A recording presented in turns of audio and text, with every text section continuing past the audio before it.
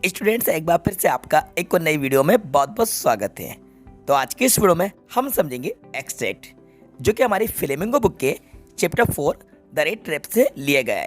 तो वीडियो को स्टार्टिंग से लेकर एंड तक जरूर देखिएगा और वीडियो आपको पसंद आए तो लाइक कर दीजिएगा और यदि चैनल पर नए हैं तो चैनल को सब्सक्राइब कर लीजिएगा, क्योंकि स्टूडेंट्स आपकी इंग्लिश की 100% तैयारी हमारे चैनल पर कराई जाएगी। इसलिए चैनल को ज़रूर सब्सक्राइब कर लीजिएगा और अपने दोस्तों के साथ वीडियो को शेयर भी कीजिएगा। चलिए वीडियो को शुरू करते हैं। Once upon a time, there was a man who went around selling small red strips of wire. अब इसका मतलब समझ लेते हैं। एक समय की बात है, एक व्यक्ति था जो आसपास वायर से बनी हुई रेड ट्रैप्स को बेचता था। बच्चों, रेड ट्रैप्स का मतलब होता है चूहेदानी। अब मैं आपको एक एक वर्ड का मतलब आपको समझाता चलता हूँ। वंस अपॉन अ टाइम का मतलब होता है एक समय की बात है। ठीक है बच्चों, याद रखिएगा, जो भी स्टोरी स्टार्ट होती है वंस अपॉन अ टाइम से, तो इसका मतलब होता है एक समय की बात है। देयर वाज अ मैन, एक व्यक्ति था, who went around selling small red traps of wire. Who का मतलब यहाँ पे होगा जो। Who went around selling small red traps of wire, जो आसपास के इलाकों में जाकर वायर से बनी हुई छोटी सी चूहेदानियों को बेचने का काम करता था, यानी कि छोटी सी चूहेदानियों को बेचता था। तो बच्चों, रेड ट्रैप्स का मतलब होता है चूहेदानी। ठीक है, क्योंकि चैप्टर का नाम भी यही है, रेड ट्रैप्स। तो याद रखिएगा, रेड ट्रैप्स बेचने का काम करता था एक पर्सन जो वायर से बनाता था। ठीक है, आगे समझते हैं। He made them himself at odd moment from the material he got by begging in the stones और एट द बिग फॉर्म्स। अब वो जो चूहेदानी थी, वह चूहेदानी खुद बनाता था। ही मेड देम हिमसेल्फ, यानी कि जो चूहेदानियाँ बेचता था, उस चूहेदानी को ये बंदा खुद बनाता था और एक अलग तरह का मटेरियल यूज़ करता था। उस मटेरियल को वह मांगता था। From the material he got by begging, यानी कि जो मटेरियल यूज़ करता था, इस मटेरियल को वह मांगता था। ये स्टोन जो लिखा हुआ है ये रॉन्ग है, यहाँ पे आप स्टोर्स कर लीजिएगा, स्टोर्स। ठीक है, स्टोन नहीं है, ये स्टोर्स है। किसी स्टोर से ये इस मटेरियल को मांग लेता था या फिर किसी बड़ी फार्म से ये मटेरियल को मांग कर जुगाड़ तुगाड़ से ये चूहेदानियों को बनाकर बेचने का काम करता था। ठीक है बच्चों, आपको समझ में आ रहा है ना। तो वो जो मटेरियल यूज़ करता था, उस मटेरियल को वो किसी स्टोर से मांगने का काम करता था, यानी मांगता था, या फिर किसी बड़ी फार्म से उस मटेरियल को लेकर वो चूहेदानी को बनाकर बेचता था। आगे पढ़ते हैं। But even so the business was not specially profitable. फिर भी उसका ये जो बिजनेस था ये प्रॉफिटेबल नहीं था, यानी कि लाभकारी नहीं था। इसमें उसको प्रॉफिट नहीं मिल रहा था, फ़ायदा नहीं होता था। So he had to resort to both begging and petty thievery to keep body and soul together. तो उसको सरवाइव करने के लिए, जिंदा रहने के लिए छोटी मोटी चोरी करना पड़ता था। पैटी मतलब होता है चोरी करना पड़ता था और कभी कभी मांगना भी पड़ता था। ठीक है, देखो भाई, जो बिजनेस वो करता था, चूहेदानी बेचने का जो काम करता था, उस चूहेदानी बेचने से उसको कोई प्रॉफिट नहीं हो पा रहा था। इस वजह से मजबूरी में उसको कभी मांगना भी पड़ता था। बैगिंग मतलब मांगना, यानी कि भीख भी मांग लेता था और वो छोटी मोटी चोरी भी कर लेता था सरवाइव करने के लिए, यानी कि अपनी बॉडी को और अपने सोल को, अपनी आत्मा को बनाए रखने के लिए कभी कभी उसे मजबूरी में छोटी मोटी चोरी भी करना पड़ती थी। ये जो पैटी वर्ड है, इसका मतलब होता है स्मॉल, छोटा, और थीवरी का मतलब होता है चोरी। बैगिंग का मतलब होता है मांगना। ठीक है, सोल का मतलब होता है आत्मा। ये मतलब भी मैंने आपको बता दिए। आगे रीड करते हैं। Even so his clothes were in racks.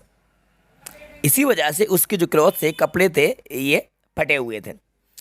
His cheeks were second and hunger gleam in his eyes. तो उसके जो गाल थे वो तुचके हुए थे, यानी कि गाल भी उसके बैठ गए थे। चीक्स मतलब गाल, सेकेंड मतलब होता है तुचक जाना, बैठ जाना। तो भूख की वजह से उसके गाल जो थे वो बैठ गए थे, तुचके हुए थे, यानी कि पिचके हुए थे। And hunger gleam in his eyes, और उसकी आंखों में भूख अलग ही चमकती थी। ठीक है, ये इसका मतलब मैंने आपको एक्सप्लेन करा दिया है। अब समझते हैं हम इसके क्वेश्चंस और इसके आंसर को। ठीक है, तो पहला हमारा क्वेश्चन है, नेम द चैप्टर। आपको चैप्टर का नेम बताना है। तो चैप्टर का नेम द रेड ट्रैप। तो राइट आंसर हमारा डी होगा, यानी कि इस एक्सट्रैक्ट को रीड करके आप समझ जाएंगे कि ये कौन से चैप्टर से लिया गया है। तो द रेड ट्रैप से ये एक्सट्रैक्ट को लिया गया है, तो राइट आंसर हमारा डी होगा।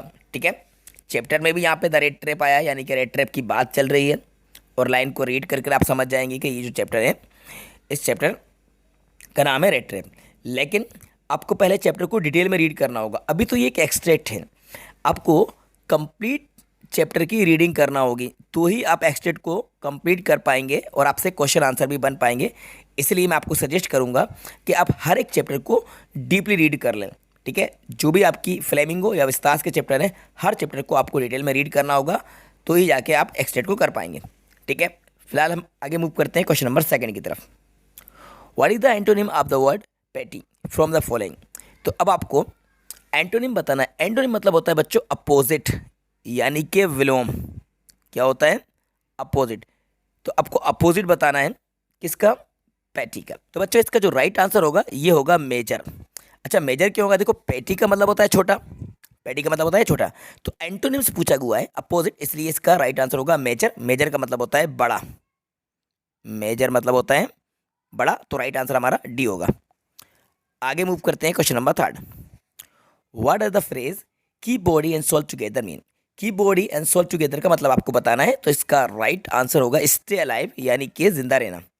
ठीक है, स्टे अलाइव, ये इसका राइट आंसर होगा ए वाला।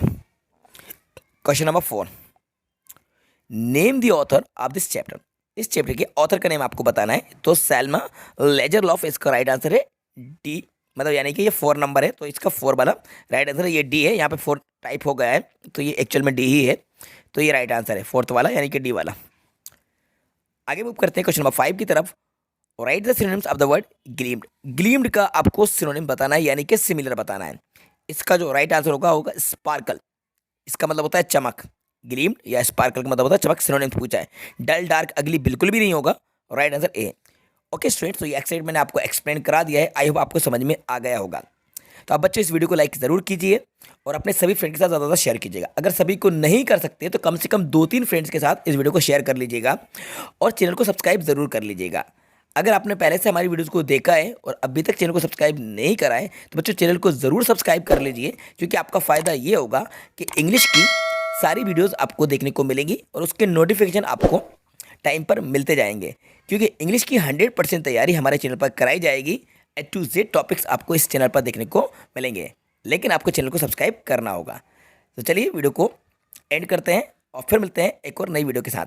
Thanks for watching.